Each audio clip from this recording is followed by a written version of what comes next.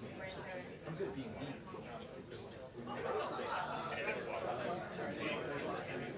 first time I saw it, that's the same shot. And then like 4 more times in the same scene. It was actually the sequence. Yeah.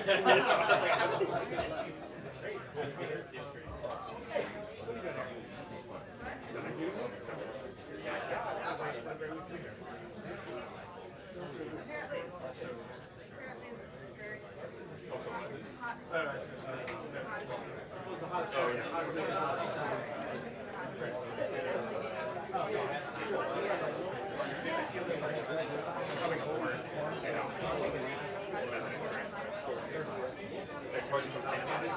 It's too cool.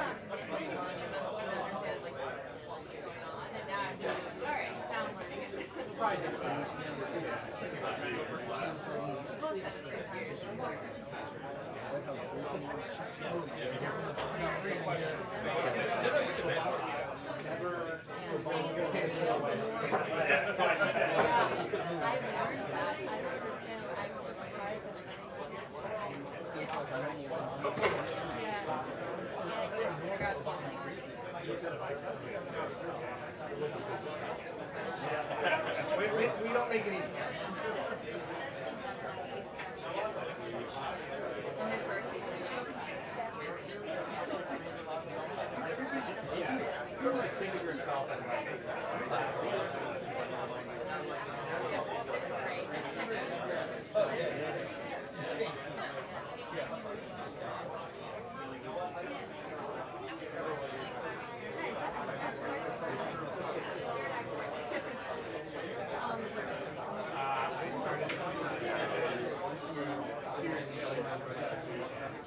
Oh yeah.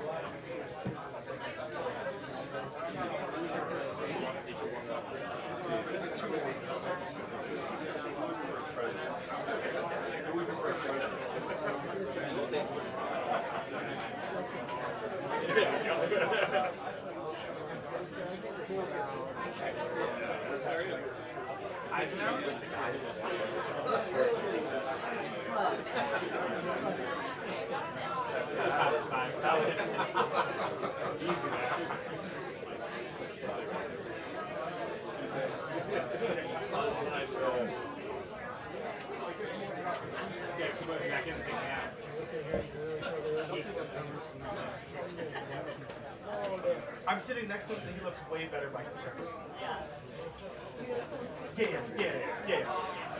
We made sure we have a clear shot of him. Oh, that's nice. Well, if it was any colder, it would be icy.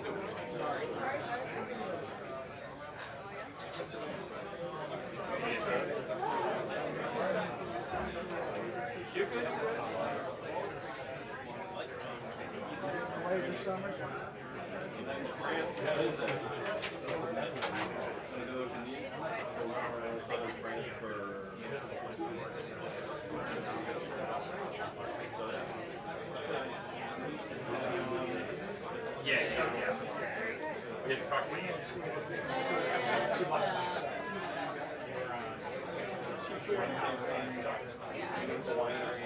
think I maxed out a lot of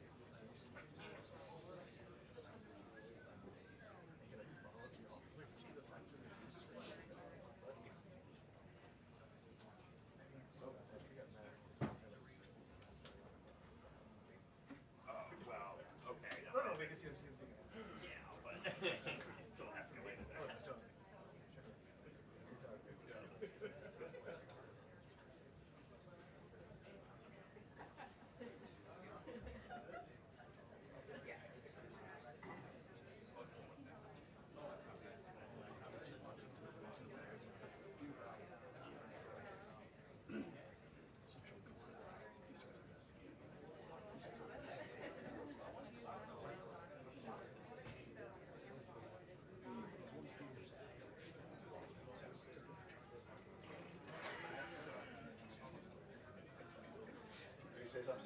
Yeah, he goes, they were all out of focus. So the man with the remotes. You don't have like one even listen to I was completely silent. Yeah, well, you're all those completely But it was right in my face, just hanging there. I got it. There you go. Honestly, that's the best way. Yeah, exactly.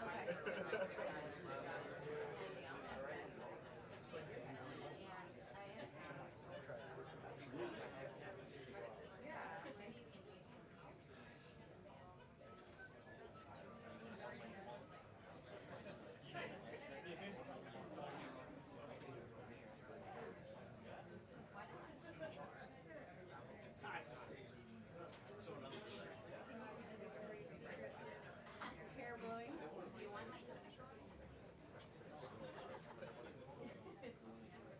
You can shoot ABC for that. Shot. Like I waited the first 15 minutes. Oh, yeah. I see what you're saying.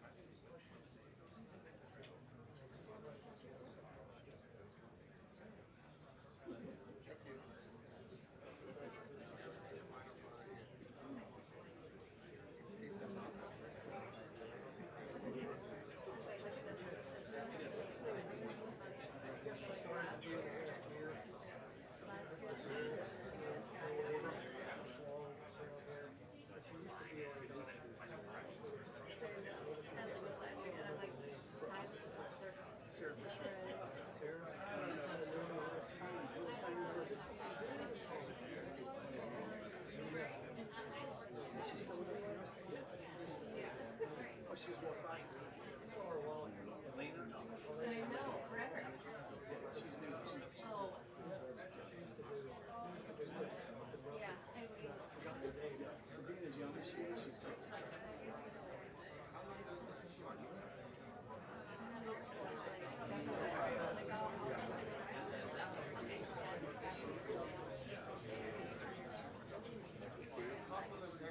And now you're having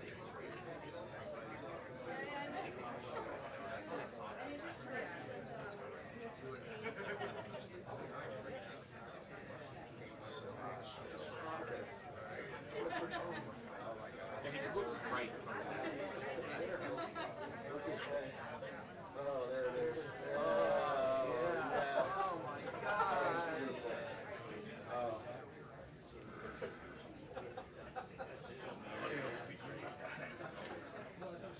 His fault is so handsome. Can we post that to our fan page? And complaining to your each individual DOP. Getting email.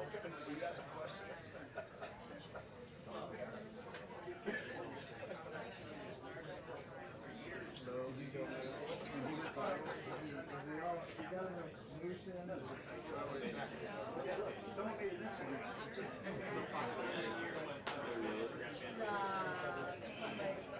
So far, the only people following. It's just us. Usually they'll say, need that, or did you do The answer was personal reason.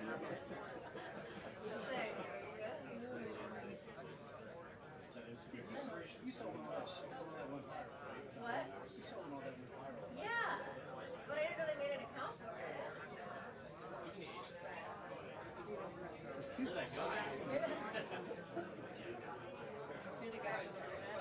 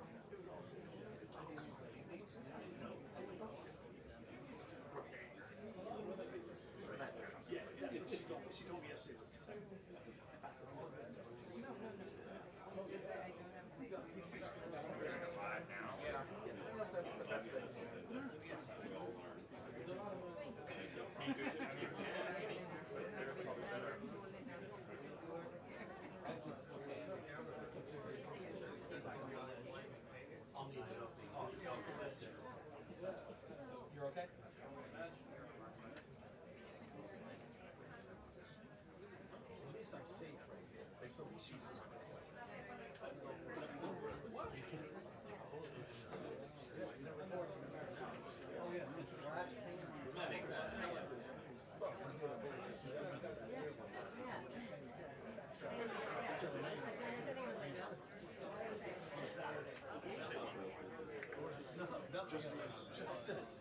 Just that. That was on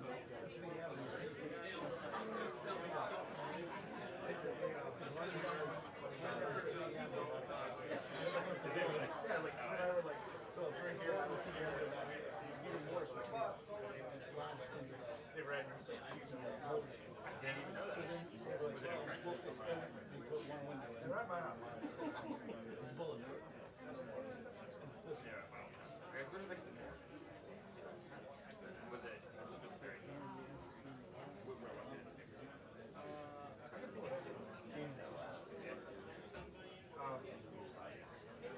My favorite is hanging right. Yeah, yeah.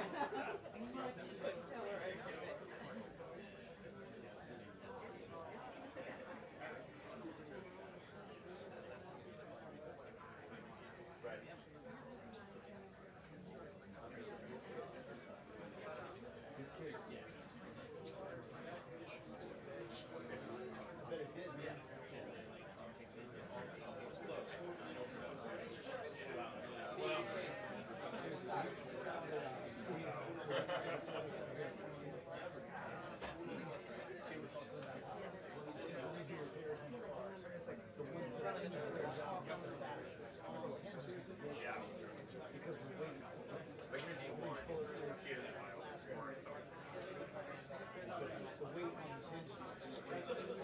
My favorite thing is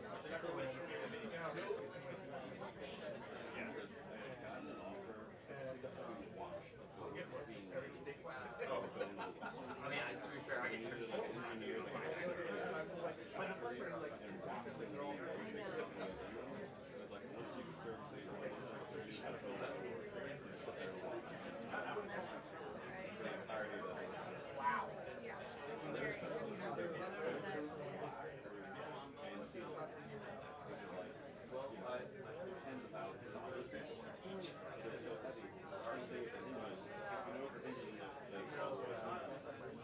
Because they have to like make all the weight, so if you reinforce the wall that you just go into,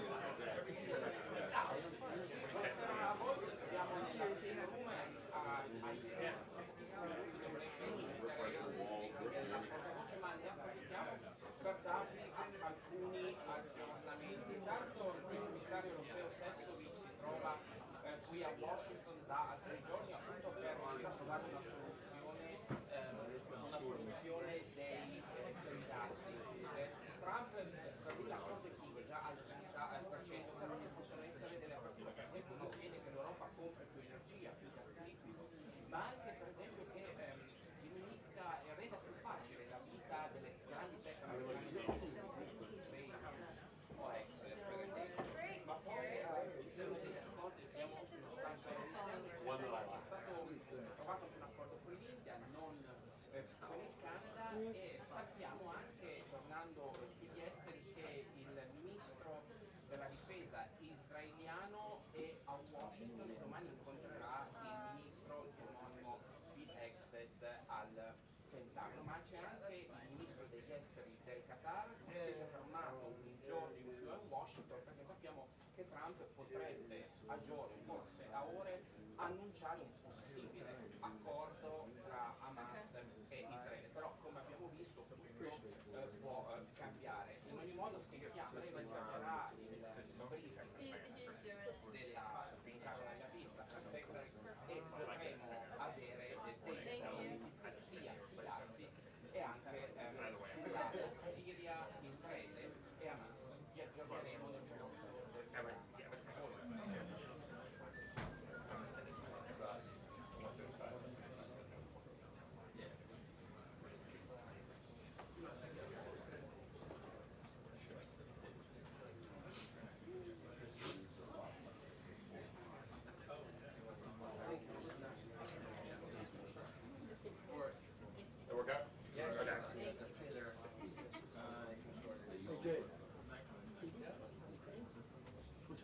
Can you start back when you affect you? Yeah. Oh, I mean, Can you? I can send there, but I'm gonna block these guys. I'm happy to do whatever.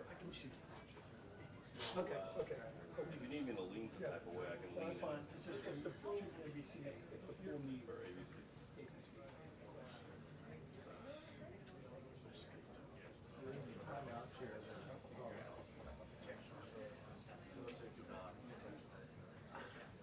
takes a team effort. I know. It's a heavy lift. Just to get your shot. Don't I know? I appreciate it. First time actually.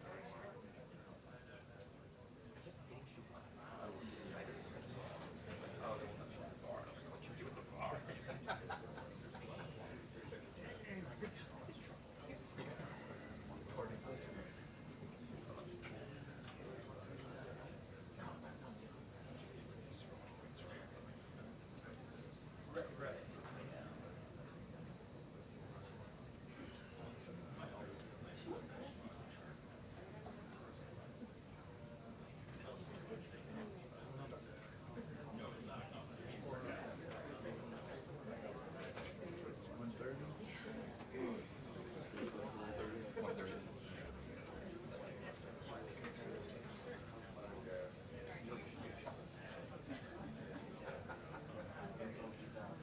The news is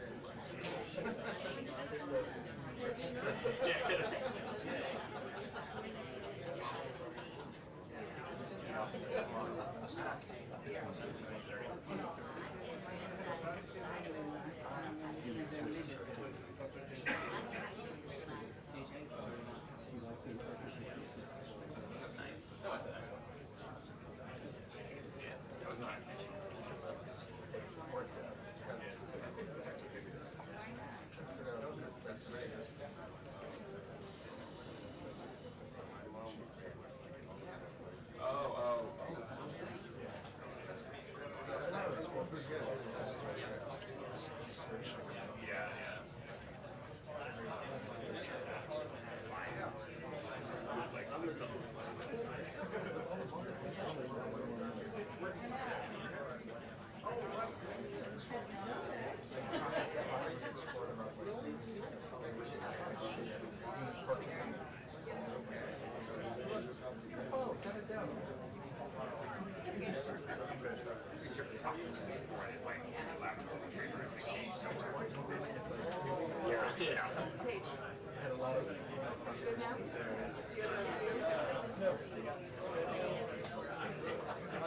Don't walk the still.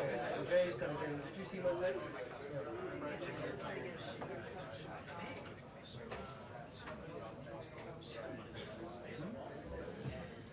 Well, I don't have a shot. And if he moves back here, he's going to be in the way of the still.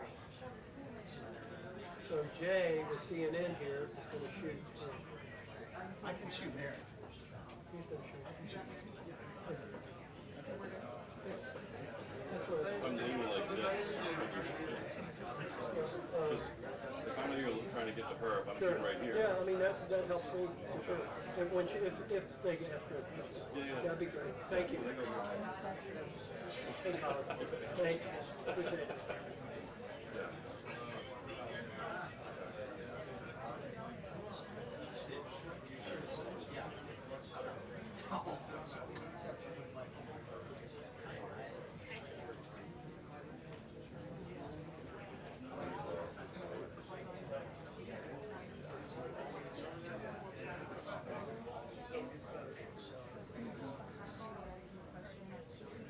This is our fault.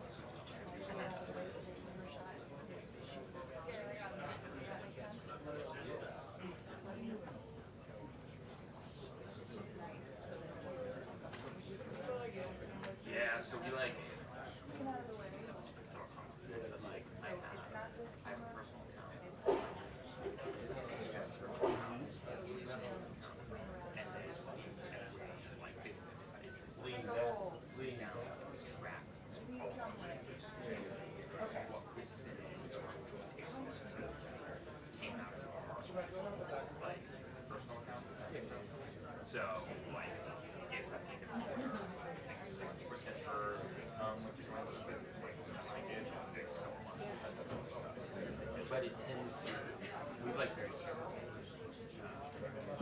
Like, just like over here. No, so it's really great. It's almost always like,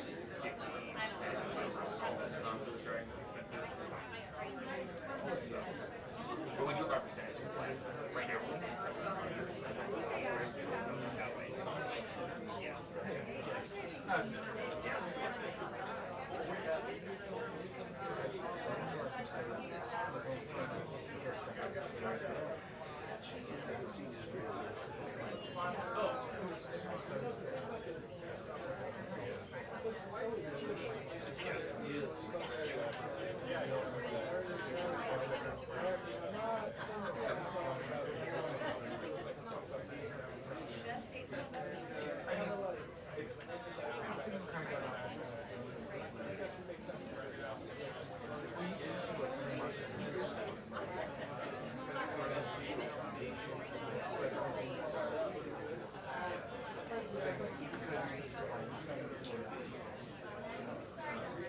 Right.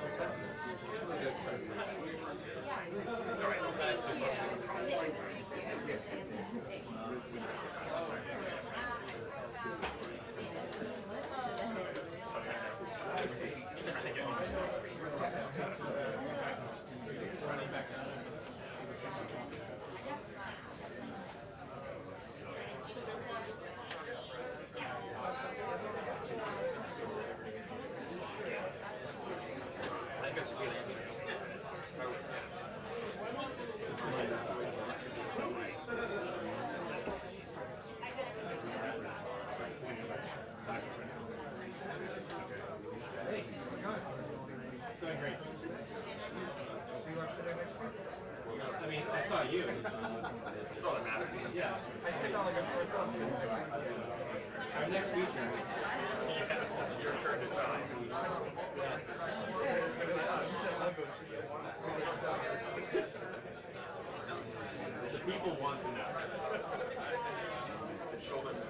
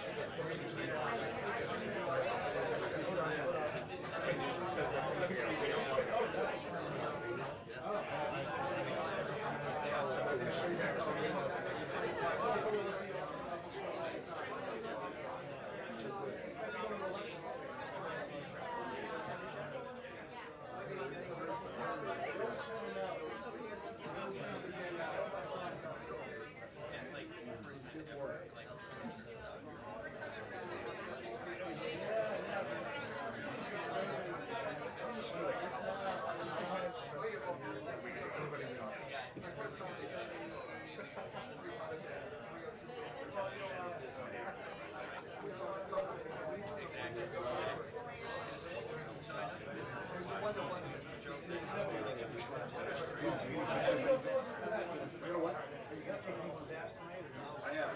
I hope so.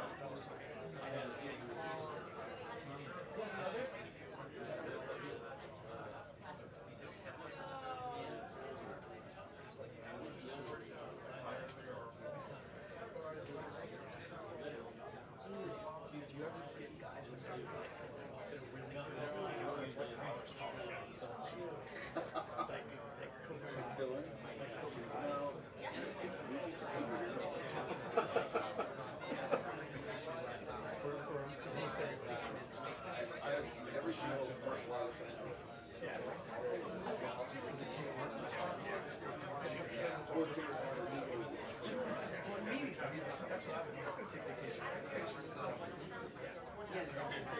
As a sheet.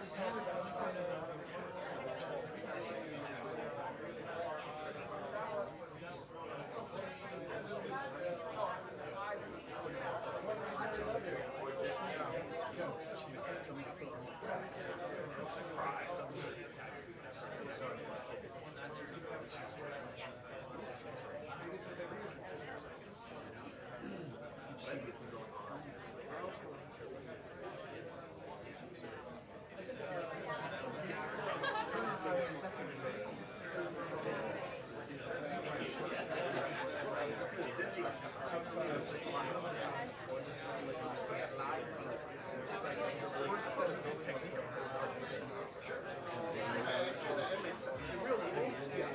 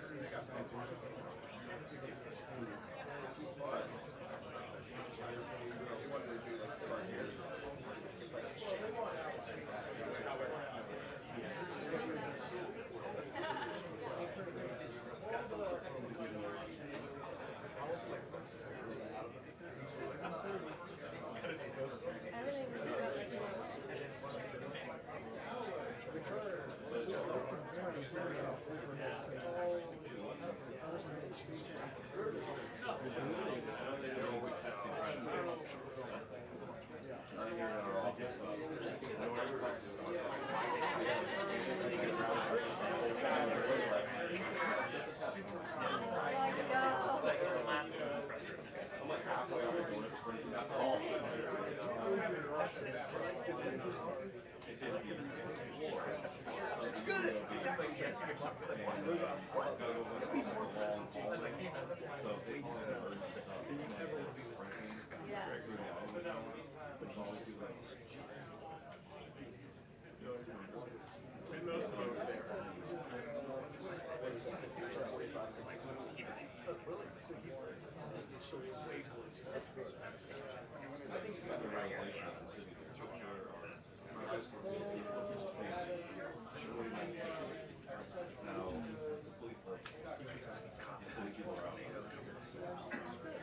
Fireworks on here. I think this is we make the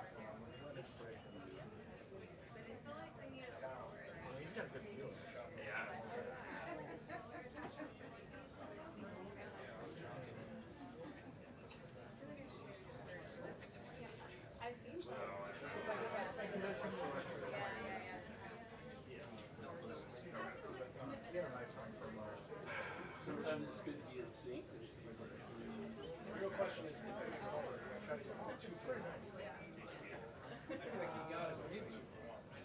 Sometimes you only get one answer. Yeah, but if you don't go for 2 and other people get 2 or 3, you feel like a dummy. Like, everyone's going for 2 and what, you only get 1? So it's not so different. You gotta just keep going.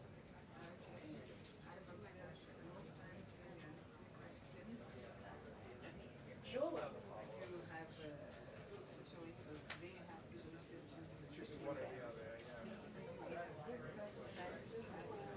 So I have a follow-up. I brought my lunch here. I felt like I would have to do it.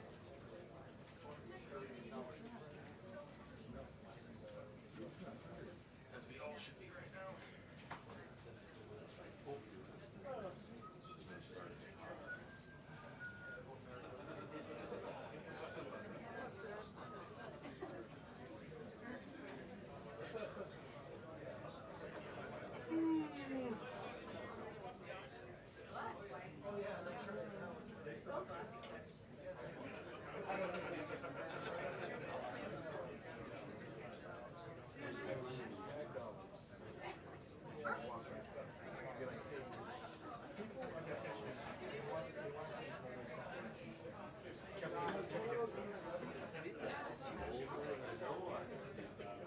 You're better off not knowing. I mean, as far as nicknames go, that's pretty solid. It's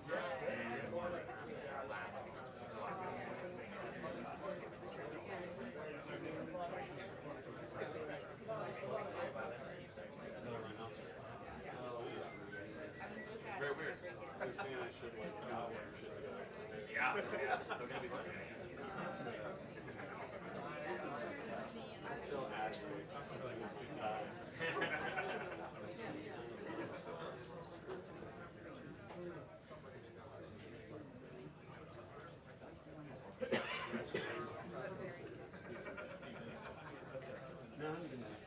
Like he came to work with that once. And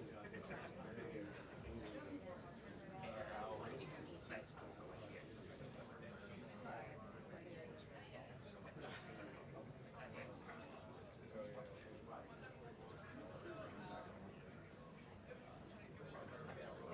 Right? Like, so.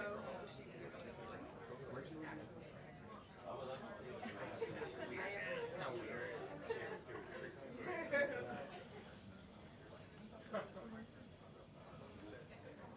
Anyway, that's Anna.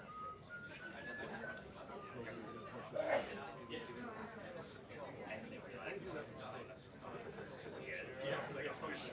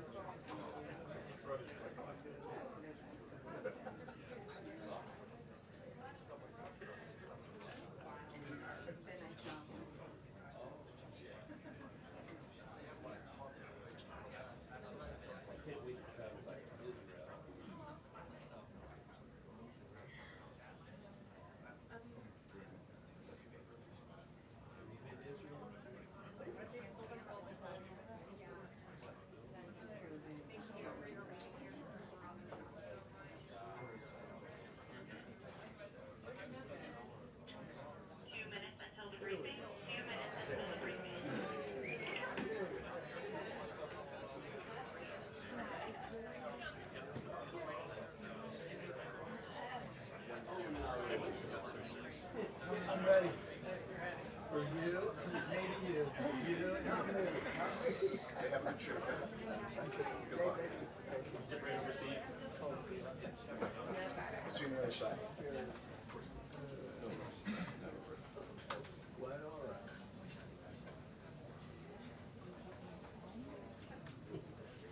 Trump will come out.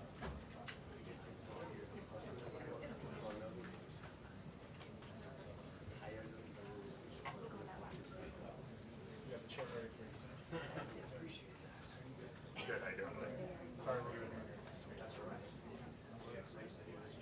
Oh, really? Group art concert? Oh, nice.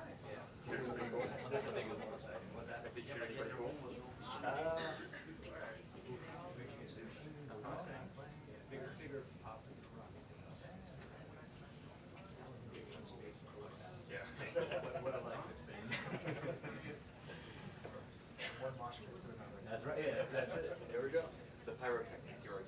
less exciting than that? Sometimes. I was going to say, yeah.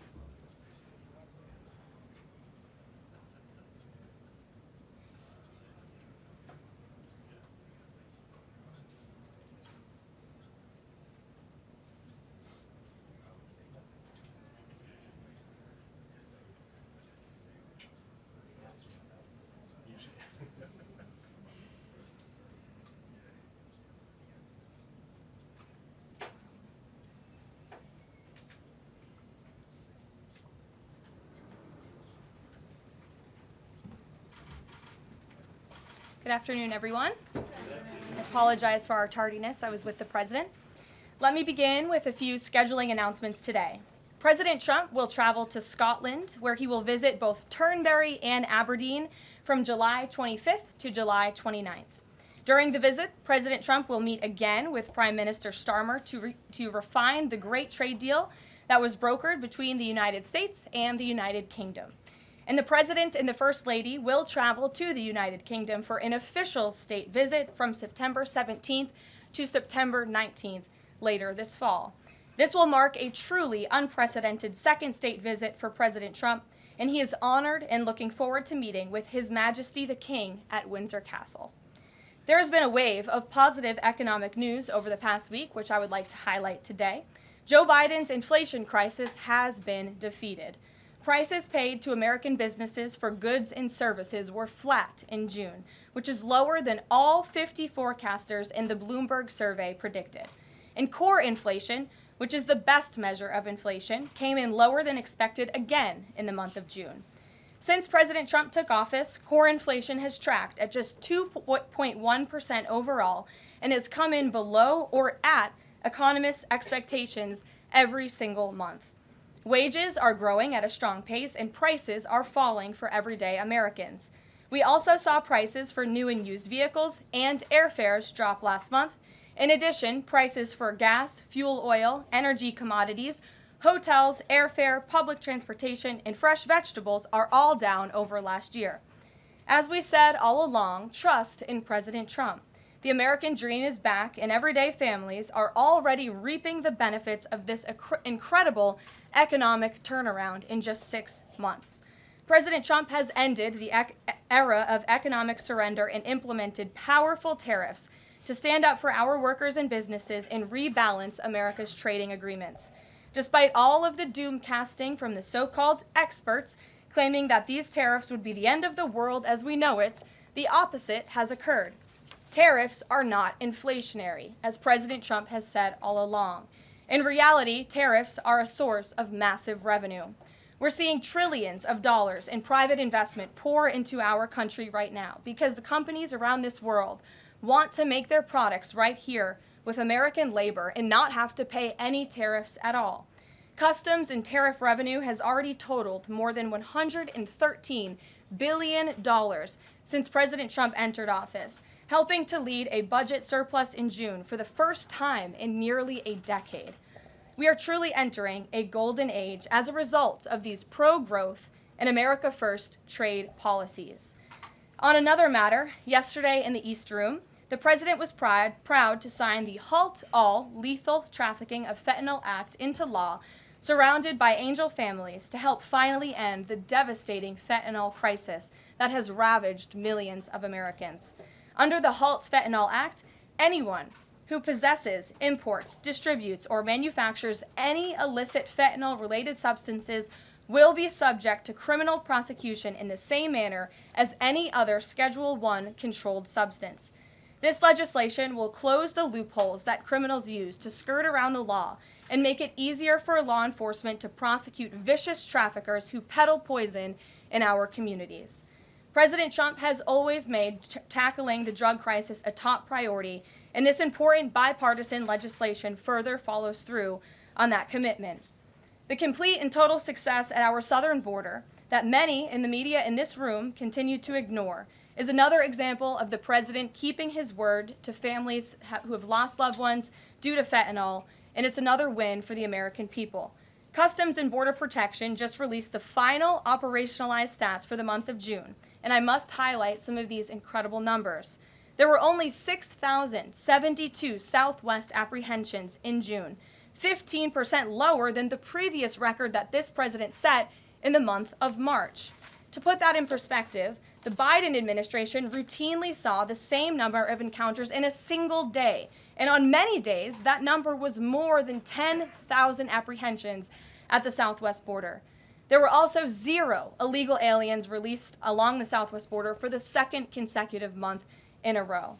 President Trump promised to end the illegal alien invasion, and he has delivered on that promise to the American people in record time. With the border sealed, deportations are ramping up. This past weekend, our brave ICE agents were arresting violent criminal illegal aliens all across the country. ICE Atlanta arrested an illegal alien from Mexico, convicted of attempted rape of a child in North Carolina. ICE Baltimore arrested an illegal alien from Guatemala who was previously convicted for sexual abuse of a minor in Maryland. ICE Houston arrested a criminal illegal alien from Mexico whose previous conviction includes aggravated sexual assault of a child in Texas. ICE Salt Lake City arrested a 32-year-old illegal criminal alien from Mexico who was previously convicted for child abuse and injury. ICE Baltimore arrested a criminal illegal alien from El Salvador convicted in Maryland for possession of child pornography. And ICE San Antonio arrested a criminal illegal alien from Mexico convicted of aggravated sexual assault in Texas. The men and women of ICE are heroes. They are putting their lives on the line every day to get the worst of the worst, these types of criminals, out of our communities and out of our country.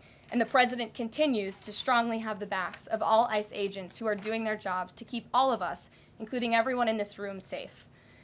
The facility, one second. In other news, following President Trump's bold executive actions protecting American children from irreversible chemical and surgical mutilation, the largest provider of these barbaric practices will now be closing its doors.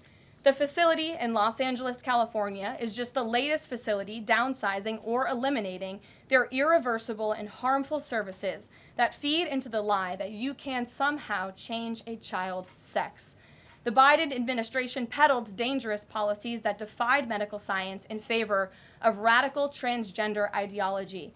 But President Trump has put an end to that to ensure America's children's innocence is protected and our children can lead healthy and productive lives. Finally, last night, Senate Republicans passed President Trump's $9 billion rescissions package.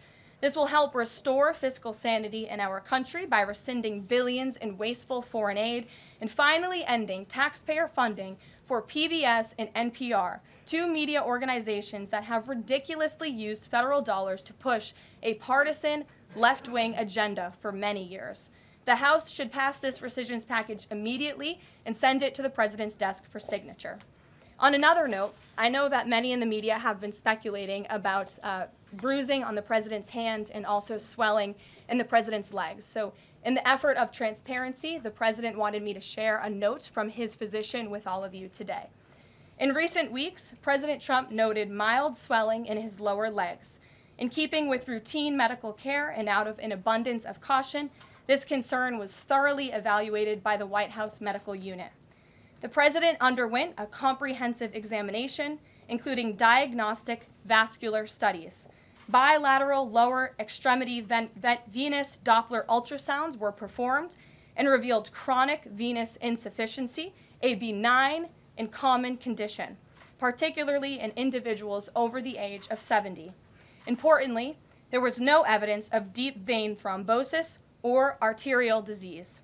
Laboratory testing included a complete blood count, comprehensive metabolic panel, coagulation profile, D-dimer, B-type natriuretic peptide, and cardiac biomarkers. All results were within normal limits. An echocardiogram was also performed and confirmed normal cardiac structure and function. No signs of heart failure, renal impairment, or systemic illness were identified. Additionally, Recent photos of the president have shown minor bruising on the back of his hand. This is consistent with minor soft tissue irritation from frequent handshaking and the use of aspirin, which is taken as part of a standard cardiovascular prevention regimen. This is a well-known and benign side effect of aspirin therapy. And the president remains in excellent health, which I think all of you witness on a daily basis here. So the president wanted me to share that note with all of you. I'm happy to take further questions on it. We will provide the memorandum from the president's position to all of you, as we always do. And we'll get to questions. Here in our new media seat, we have Frank Corva, who's the White House correspondent for Bitcoin Magazine, which comes at a timely week with crypto legislation moving across Capitol Hill. So why don't you kick us off, Frank, and thanks for being with us. Thank you so much. We appreciate it, Ms. Leavitt. Sure. I was curious to hear if the president was in favor of removing any and all language around central bank digital currencies from the Genius Act, maybe as a means to get it across the line and get it on his desk. And then my second question was about something the president spoke about in this room. He talked about a $600 de minimis tax exemption for Bitcoin and other crypto spending. So I was just wondering if you could comment on those. Sure. Well, the president did signal his support for a de minimis exemption for crypto, and the administration continues to be in support of that. We are definitely receptive to it to make crypto payments easier and more efficient for those who seek to use crypto as simple as buying a cup of coffee. Of course, right now that cannot happen, but with the de minimis exemption, perhaps it could in the future, and we will continue to explore legislative solutions to accomplish that. As for the central bank digital currency and the Genius Act, which you noted has passed through Congress and will be sent to the president's desk. I believe the House is voting on it. If they haven't, they should be passing it. We know we have the votes, and we expect it to get to the president's desk, and we are planning a signing ceremony tomorrow afternoon. All of you will get more details on that. This piece of legislation is going to make America the crypto capital of the world, and that's what the president promised. As for a central bank digital currency, the president opposes that. He made that promise to the American people on the campaign, and while it's not in this specific piece of legislation, he did sign a January executive order banning a central bank digital currency. The administration supports Congress's efforts to codify that executive order into law, and I believe there will be future pieces of legislation in regards to crypto that will be moving through Capitol Hill. The president looks forward to signing them, and he looks forward to the signing ceremony this afternoon. So thank you for being with us today. Sure. Jackie. Thank you, Karoline. There's been a lot of discussion about the Epstein files and the president's comments yesterday calling it a hoax. Can you clarify which part of the Epstein hoax is the hoax part?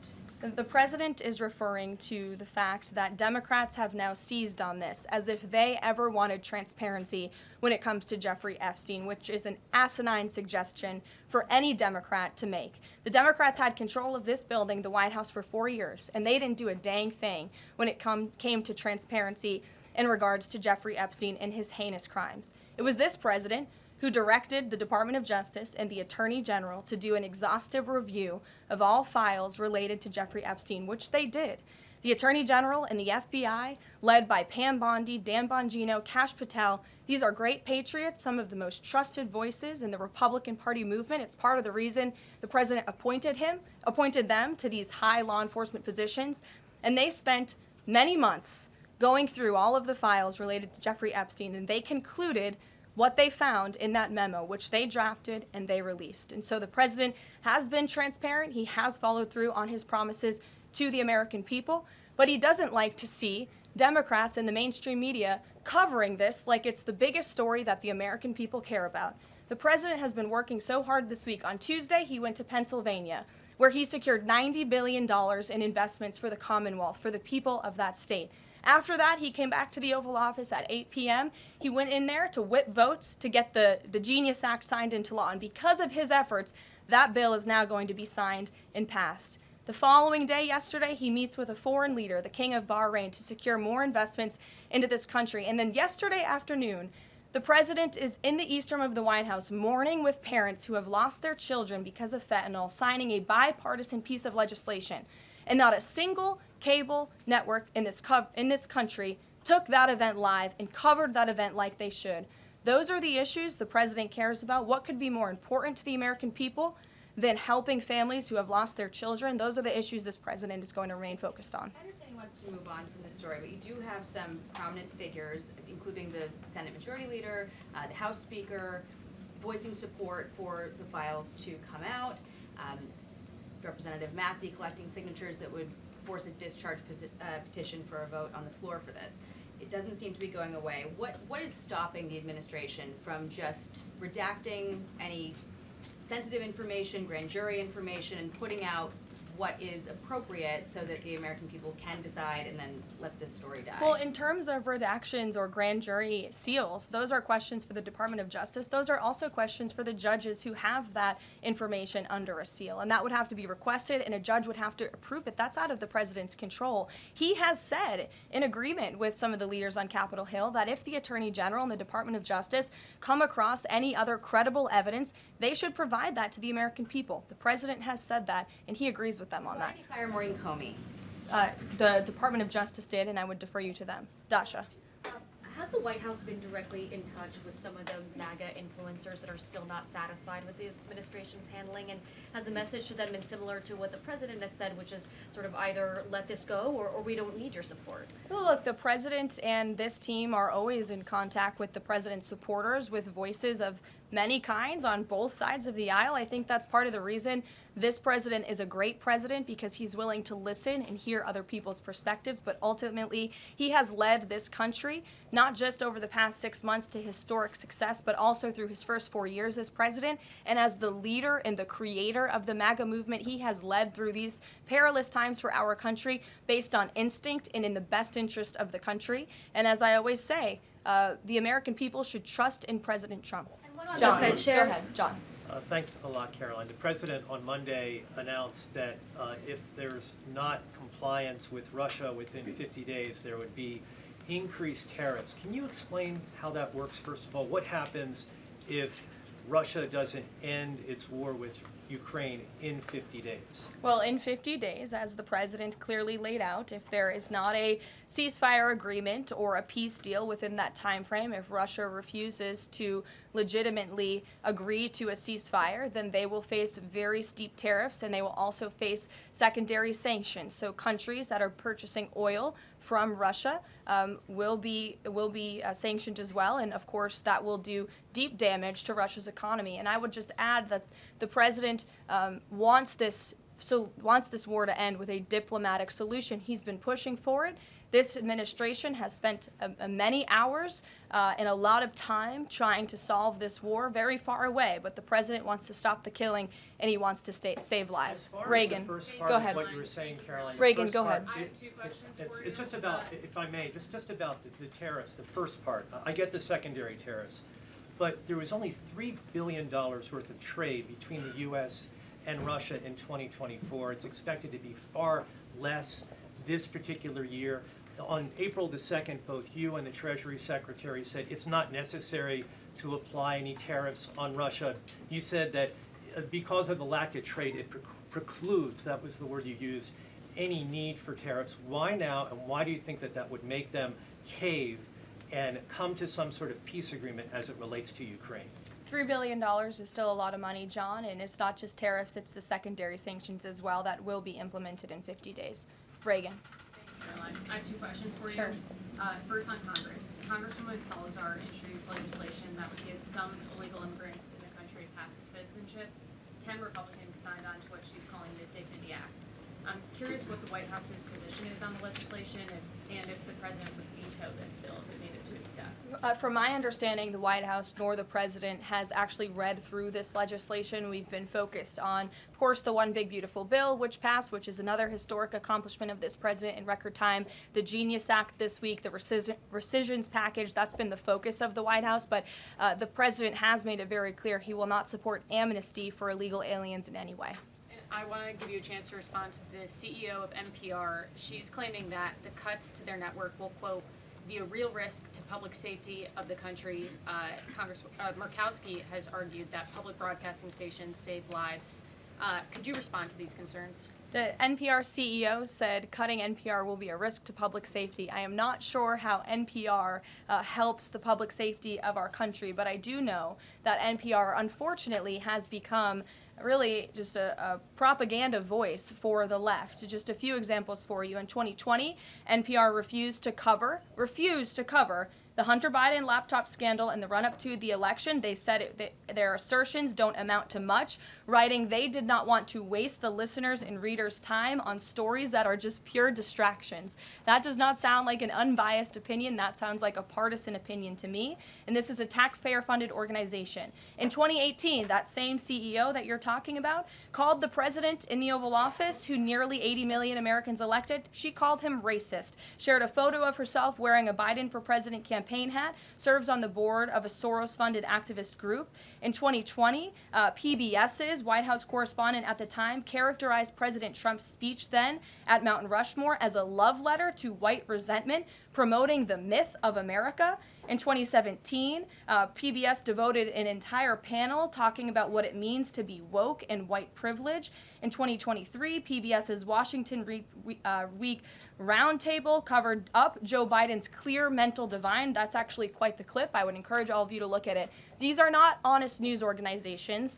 These are partisan, left-wing outlets that are funded by the taxpayers. And this administration does not believe it's a good use of the taxpayers' time and money. Ed Lawrence. Yeah, thanks, Carol. I want to ask you about the Federal Reserve. So does the president believe that the slightly restrictive monetary policy stance right now, could that cause an economic slowdown? And if he does believe that, when? What pause are you referring to? No, could the stance of the monetary policy is slightly restrictive? Does the president believe that that stance, the slightly restrictive stance, could cause an economic slowdown in itself? I haven't heard the president discuss that specifically, but what I do know in regards to the Federal Reserve is the president's been very transparent about his displeasure with both the policies and the management of the Fed, and he spoke about that to all of you pretty extensively in the Oval Office yesterday. Yeah, and last month, one more if I could, last month the Canadian Prime Minister said the president had agreed to a July 21st deadline to sort of work towards a trade agreement. That's 4 days from now. Could there be a trade agreement with Canada in 4 days? Well, look, we'll see. The trade team continues to be very active in our conversations and discussions with Canada. The president himself has said, unfortunately, our neighbors to the north have been pretty difficult to deal with when it comes to matters on trade. But in trade, generally speaking, as you know, 25 countries have received letters thus far from the president directly with his big, beautiful signature on them, from Japan to Korea, South Africa, Kazakhstan, Malaysia, just a few countries, and Canada also received a letter for 35%. With that said, if countries want to have legitimate further discussions, the Trump administration and the president's trade team are willing to have further talks, but these letters these countries have been receiving are the deals. And as the president has said, those deals will be made. They are tailor-made to each and every country based on the United States' concerns and what's in the best interest of the American worker and the American people. Caroline. Charlie, go ahead. Thank you, Caroline. No, I called on Charlie, but Deanna, you can go ahead too. Go ahead. The president said that he floated the idea of a special prosecutor in the Epstein case.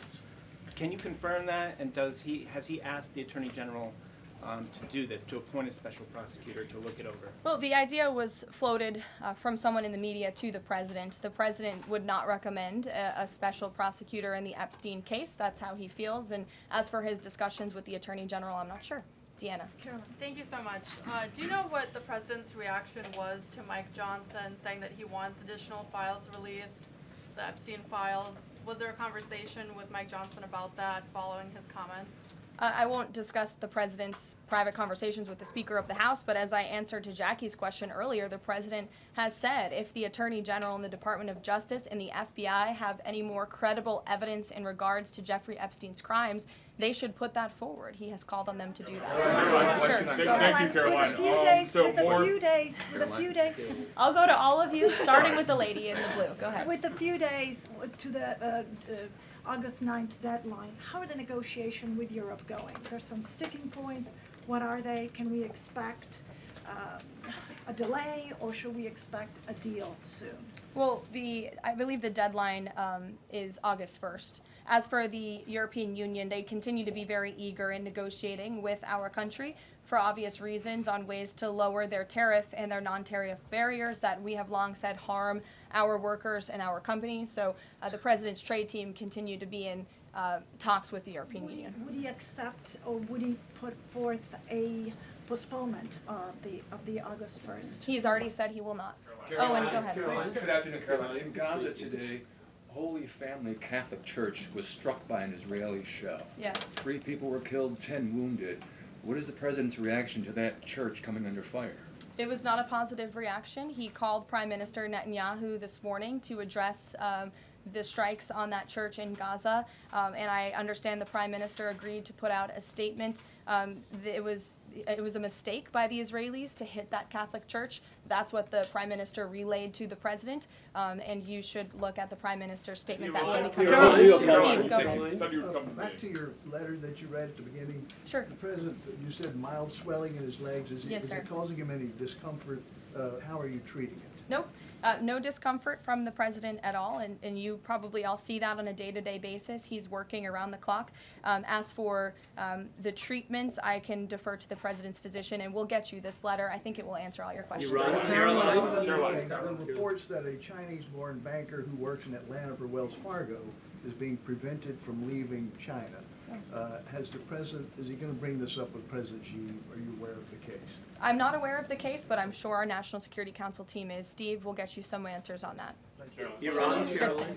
Thank you, Caroline. 2 questions. So the first is that President Trump said that the Attorney General only gave him a brief overview of what was in these Epstein files. Does he have knowledge or an understanding of what is in the files related to Epstein that have not been released? Not to my knowledge, and that's a question for the Attorney General, as I said, and the President has told the Attorney General if they have any more credible evidence, they should release it. Is that evidence, would she have to run that by the President before she released it? I don't think so. He said if she has any more credible evidence, she should release it. Your Honor. Go ahead. Thank you. Go ahead, yes. Great. Thank you, Caroline. 2 questions. One, today... And you can go ahead, Andrew. Don't worry. Today, tens of thousands of folks are rallying nationwide to honor the legacy of Congressman John Lewis. Meanwhile, Republicans in Texas reportedly are working to redraw congressional maps at President Trump's urging. How is President Trump reconciling his call to action for Texas Republicans with the legacy of Representative John Lewis? I'm not quite sure how the 2 things are related. I think the President would agree that John Lewis served our country for many, many years. It has nothing to do with the redistricting efforts that are currently underway by Texas Republicans to add seats to their legislature. They have the right to do that. The President spoke to the congressmen and women who serve the great state of Texas about it, but it's up to them and it's up to their legislature to get that approved. And Caroline, just a second question. Go Does ahead. the President support the Justice Department's request for just 1 day in jail for the officer convicted in Breonna Taylor's killing? And what message does he believe that sends to her family and to other families seeking justice in cases of police violence? I haven't talked to the President about that case. Go ahead. Just the President, when the President met the interim President of Syria a couple of months ago, he described him as a young, tough, attractive guy. After the latest clashes in Syria over the last few days, does President Trump still support Syria's interim president? The President still supports Syria's pathway to a peaceful and prosperous country, and you received an update directly from the Secretary of State on the ongoing situation between Syria and Israel. I spoke to him myself this morning to get an update, and as soon as the United States became involved in this conflict, we were able to de-escalate, deconflict. That seems to be continuing. Syria agreed to draw back their troops that were in the area where that clash was ongoing, and we continue to be very actively monitoring the situation. The President wants to see Syria become a prosperous and stable country, and by the lifting of the sanctions on Syria, he's giving them a real chance to do that, and he wants to see that through. Andrew, go ahead. So on Tuesday, the President told a very detailed story about his uncle, noted scientist John Trump, and Theodore Kaczynski, the late Unabomber. He said that Dr. Trump taught Ted Kaczynski. Ted Kaczynski was not identified as the Unabomber until 1996, 11 years after John Trump passed away. It would have been impossible for John Trump to have ever discussed the Unabomber with the President. So what was he talking about? And I have one follow-up. Andrew, with so many issues going on in the world, I'm a little bit surprised you would ask such a question, although I'm not sometimes coming from you, I will say, but I'm willing to give you an answer. Nevertheless, the President's uncle did, in fact, teach at MIT. He was a very intelligent professor. The president's very proud of his family. In fact, the president has a letter from his uncle on the MIT letterhead that sits in the Oval Office dining room. Maybe we'll let you see it sometime. And then Elizabeth. Caroline, one more on. Elizabeth, will the go ahead. president consider pardoning Ghislaine Maxwell Elizabeth, if the Epstein case is a hoax? Okay, I'll start off with the president said last week he would not be getting involved in the New York City mayoral case. If that mayoral race, if that's still the case, given his history drawing a large crowd in New York City, what's his reason for staying out of it in that way? Well, look, I think the president reserves the right to get involved in races or not get involved in races, and he's made the decision not to weigh in on the New York mayoral race, as you rightly pointed out, although he has gone as far to say he absolutely does not want to see Zemdami elected, who is a known communist who supports the abolishment of private property, the defunding of police. He has made very well-known anti-Semitic statements. It would be a disaster for New York and for this country, and I think it's quite telling that this individual, a known communist, has been spending time in Washington this week meeting with leaders on Capitol Hill. This is truly where the Democrat Party is headed. Clearly, they learned nothing from November 5th in the president's overwhelming victory. Mary, go ahead. Thank you, Caroline. I want to backtrack to the hospitals that have stopped providing transgender surgeries and hormones for kids. On this front, does that have anything to do with the DOJ subpoenas last week? Should we expect any more hospitals to be shutting down their programs? And I wanted to also ask what you make of all these media reports, especially the AP, which I noticed, which portrays these children as losing something that's saving their lives. Yes, I think the president spoke a lot about this issue, which is a political issue, but also really a cultural issue that impacts children and families. He talked about it a lot on the campaign, and I think he was quite surprised by the uptick we were seeing in the embracement by the Democrat Party when it comes to the chemical castration and mutilation of young, innocent bodies. And so the president made it a very early priority to sign very strong executive orders to cut off the funding for any hospital or any medical facility in this country that provides such barbaric procedures. And as a result of that strong policy and the president's strong common sense position on this issue, we've had such an overwhelming response, which is great for children in Arizona. Phoenix Children's Hospital has stopped providing puberty blockers and hormone therapy to minors. In California, Stanford Medicine ended sex change surgeries for minors. Children's Hospital Los Angeles is closing its Center for Trans Youth Health and Development surgical program. In Illinois, Lurie Children's Hospital Chicago stopped sex change surgeries. Again, let's think about what we're talking about here. Sex change surgeries for minors. These are barbaric practices that no child, innocent child, should have to endure. And the president wants to protect the innocence of children, and I know the vast majority of Americans support him in that effort. This is a wildly popular and common sense endeavor this administration has taken, and we've seen many of these medical institutions have followed through with the president's executive orders, but will continue to take further action on this important issue. Garrett. I too, if you'll indulge me. Sure. On the rescissions package, I wonder what the White House makes of this theory that it increases the odds of a shutdown. The theory is basically, why would any Democrat vote for a bipartisan spending deal with Republicans if Republicans can turn around and claw the money back the next day? Look, $9 billion worth of crap that it was in our federal funding that is now being rescinded. This is a good thing for the American people and the American taxpayer, and I think our Office of Management and Budget Director was saying this process should be more bipartisan. Democrats, there was a time in this country where Democrats too cared about getting rid of waste, fraud, and abuse in our federal spending. I think every American agrees the government spends way too much money on things that don't matter. Some of those things includes PBS and NPR, or for instance, the Democracy Fund, which was funded to the tune of $83 million through the Department of State, but they were giving hundreds of thousands of dollars for gender equality and empowerment hubs in Yemen, $3.9 million for strengthening information integrity, equality, and democracy for LGBTQI population of the Western Balkans. These are not good uses of the taxpayer funds, and Republicans are proud to lead that effort, and we wish more Democrats would join us in that. I wanted to follow up on the Maureen Comey question just to clarify. Did the White House have any knowledge, or did the president sign off on her firing? This was a decision that was made by the Department of Justice. There was an agreement that was made between Immigration and Customs Enforcement and the Centers for Medicaid and Medicare Services regarding access to Medicaid information for 92 million Medicaid recipients around the country. That includes health information. So how does that not violate HIPAA violations and privacy concerns, for example, of American citizens? I'm going to have to defer you to Immigration and Customs Enforcement on that. I'm unfamiliar with that agreement that they made. Thanks, Caroline. Two questions. Russ Vought said today he's going to be looking into cost overruns in the Fed's renovation projects. Is there a deadline for him to come back with findings to the president? I don't believe there's a deadline the president has set for Russ Vought, but I think, again, this is a good use of taxpayers' time to look into this project that is millions and millions of dollars over budget.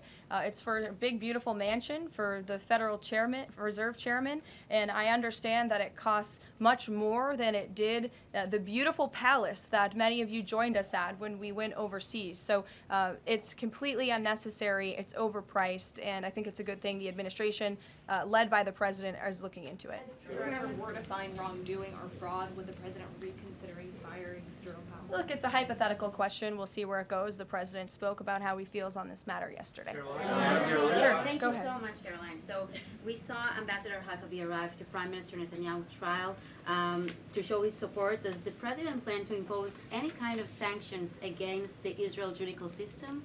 I don't have any update for you on that or any announcement on that front. I don't believe so.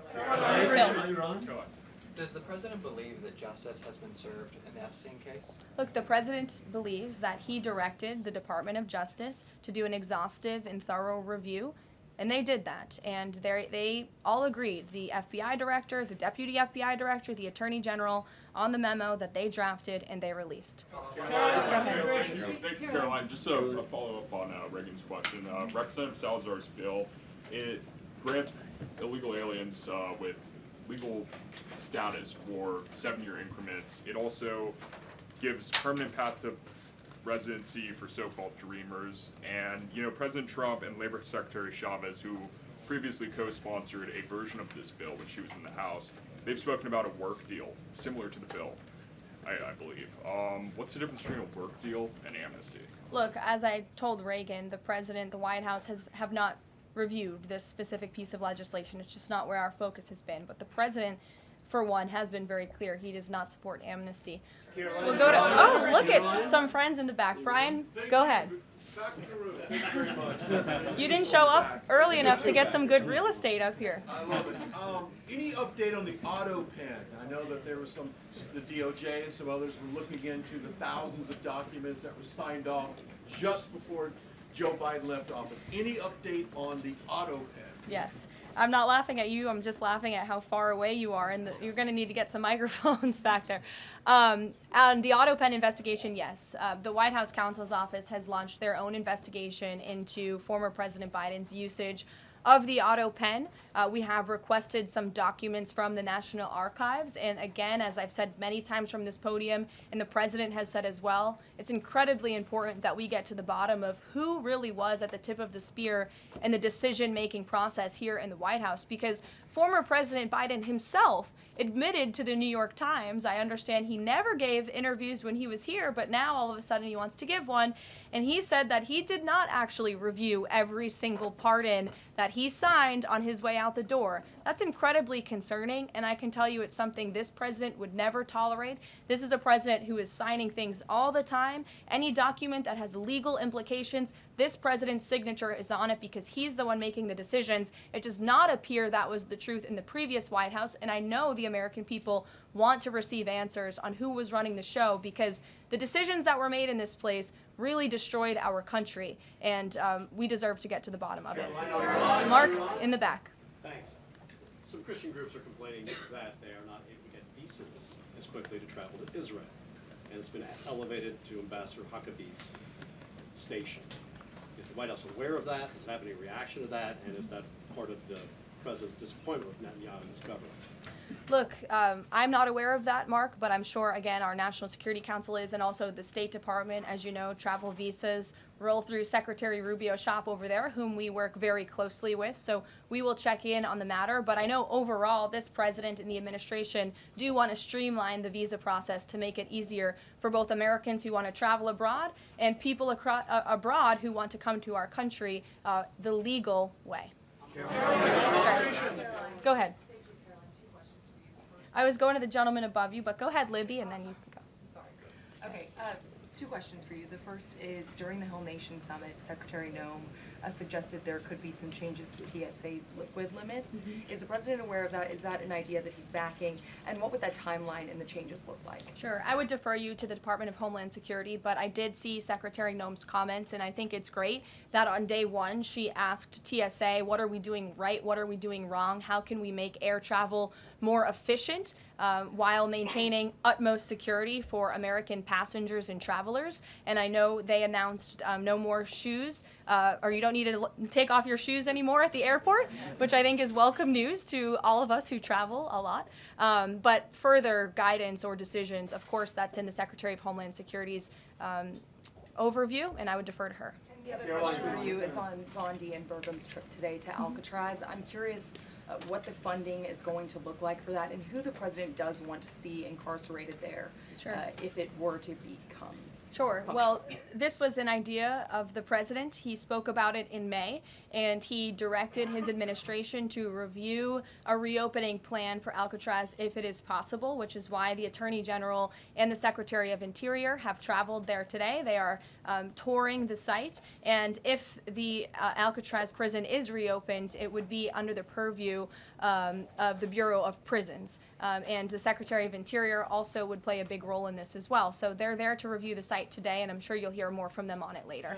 And just to follow up, Libby, on who the president wants to see housed in Alcatraz, the worst of the worst criminals in this country, both American criminals who convict heinous crimes, but also illegal alien criminals before deportation as well. Sure.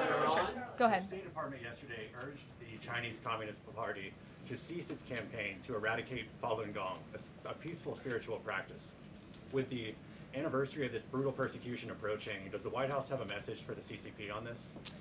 Well, I will get you one, and we will get back to you. Sure. Go ahead. We'll take. Go ahead, and then go ahead. Sure. I've never called on you. Why don't you go ahead? In the red tie. Me. Dr. Harper behind. Thank you. Yes. Go ahead. Go ahead. Me, thanks. Yes. Thank you, Caroline. Yes, you. What's your name? My name is Matias. Thank you. What's your outlet? I'm for Record TV, Brazil. Great. Yeah. Brazil's President Lula recently said that President Trump was elected to govern the United States and not to act as the emperor of the world. And he also emphasized that Brazil is open to negotiation.